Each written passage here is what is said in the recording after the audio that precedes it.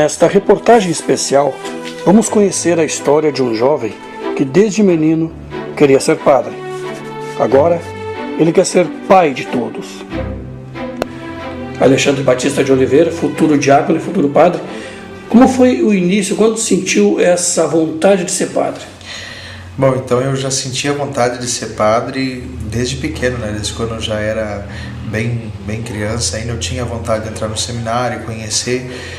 E com o tempo, depois quando foi chegando a adolescência, eu tive um pouco de dúvidas, não tanto minhas, mas por causa da convivência com os colegas, com os amigos de aula, que achavam estranho, né? Ah, tu vai ser padre, então debochavam, pegavam no pé e tudo mais.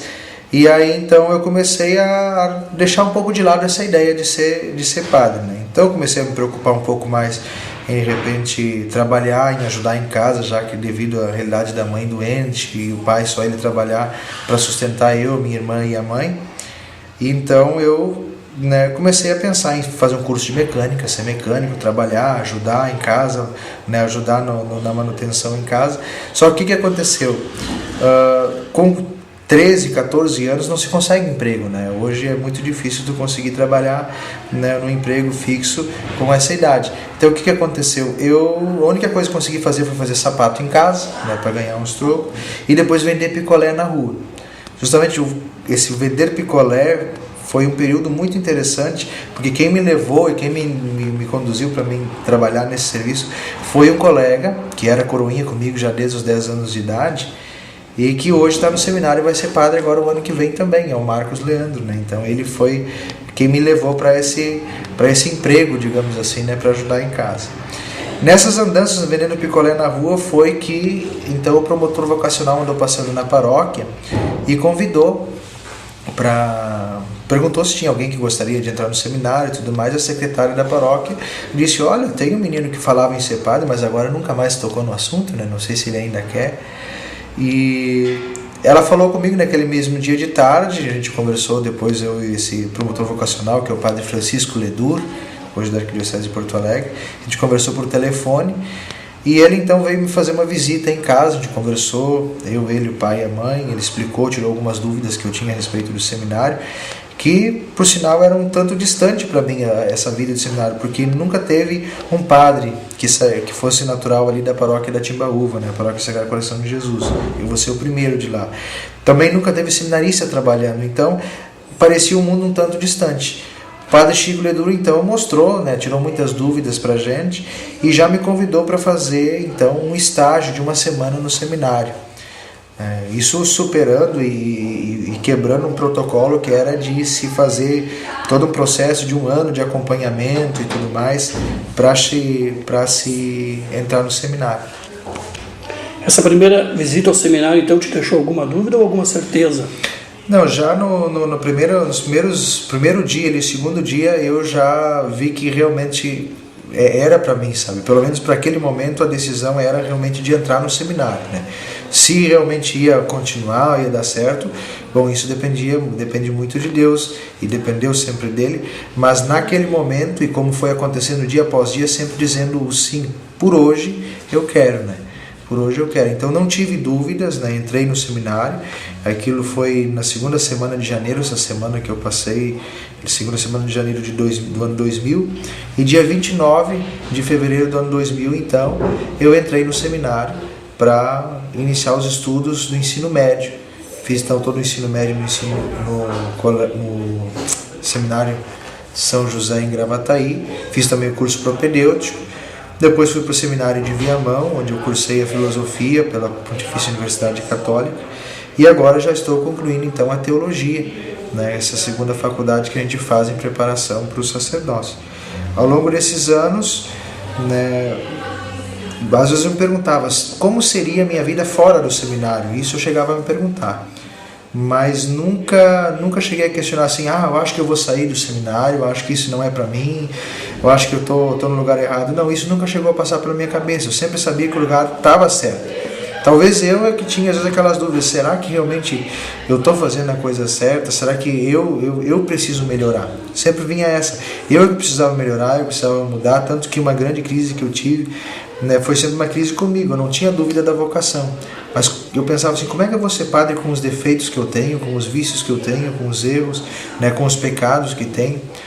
Então, a partir dali que eu tive uma grande experiência, né, pelo acompanhamento do diretor espiritual e tudo, e que então a pergunta da minha vida mudou. Já não foi mais se eu ia ser padre, mas sim que tipo de padre é você. Que tipo de padre vai ser o padre Alexandre? Bom, primeira coisa, o padre Alexandre vai ser um padre de muita intimidade com Deus, um padre obediente à vontade de Deus, um padre obediente à igreja, e acima de tudo vai ser o padre Alexandre, né? Eu posso admirar tantos padres que a gente tem aí na mídia, tantos padres que a gente tem na nossa diocese, né? Padres que foram exemplos, que foram testemunhos, mas eu não posso querer ser eles, eu preciso ser eu. Então, eu quero ser esse padre que ama a Deus, que ama a igreja, mas que é o Alexandre, com as suas virtudes, com os seus vícios, com os seus problemas, com as suas alegrias, com suas riquezas, com o seu carisma. Então, esse é o padre que eu quero ser. Como imaginar a relação do padre Alexandre com os paroquianos? Bom, a partir da experiência que eu tenho de casa, né, de família, do pai, que sempre foi um exemplo de pai, um exemplo de esposo, um exemplo de administrador e tudo mais, eu quero e já desenvolvi ao longo desses últimos anos uma espiritualidade muito paterna. Então, o que acontece? Eu quero, com todos aqueles, e já hoje tem pessoas que a gente se relaciona assim, né, tratar todos como filhos. Eu sempre digo, se um dia eu conseguir ser a metade tão bom padre quanto meu pai é um bom pai, um bom esposo, um bom administrador, com certeza eu vou estar somando muito para a igreja. Então eu quero, né, ter essa relação de paternidade, que dá uma segurança muito grande, tratar todos como filhos, né? Jovens, crianças, idosos, homem, mulher, tratando a todos como filhos. Aí eu tenho uma segurança na relação, eu sei como eu vou, até que ponto eu posso ir no contato, na amizade com as pessoas. Estabelece muito bem os limites de relação e também me coloca no meu lugar como padre. Afinal de contas, né, depois todas as pessoas vão me chamar de padre. Nem todos vão dizer, o padre Alexandre, vão dizer o padre, e quer dizer justamente pai. Então vão estar me chamando, querendo ou não, vão estar me chamando de pai. Então essa espiritualidade, esse amor de pai é que eu pretendo viver e me estabelecer essa relação com as pessoas. E quando os orientadores vocacionais sabem que um seminarista pode se tornar um padre? Animador vocacional, padre Neymar Schuster, em que momento sentiu que seria o padre Alexandre que estava na sua frente? E essa é uma resposta que a gente dá a cada pouco. Eu conheci o Alexandre justamente desde o ingresso dele no seminário e sempre notei um cara que soube viver o momento que o período de formação estava propiciando para ele. Eu me lembro quando ele ingressou no seminário, tanto ele como o Marquinhos, né, que é esse amigo que também encaminhou, ajudou a passar essas mesmas experiências que ele passou e que possivelmente ano que vem será padre também aqui do nosso povo, né? Eu admirava quando os dois faziam um dueto de violão, que os dois são músicos, né? Eles não falam muito desses talentos, né?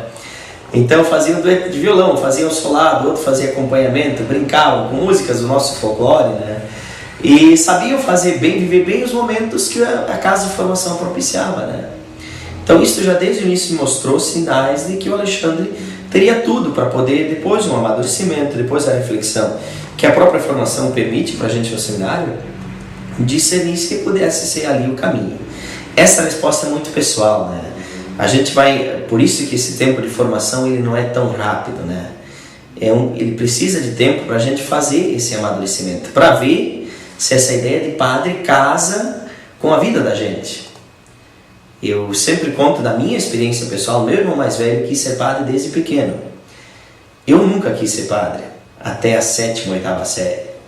Eu me motivei a ser padre porque esse meu irmão mais velho, o Ney, que estava no seminário, contava as vantagens do que eles viviam lá dentro, né? E aquilo me motivou.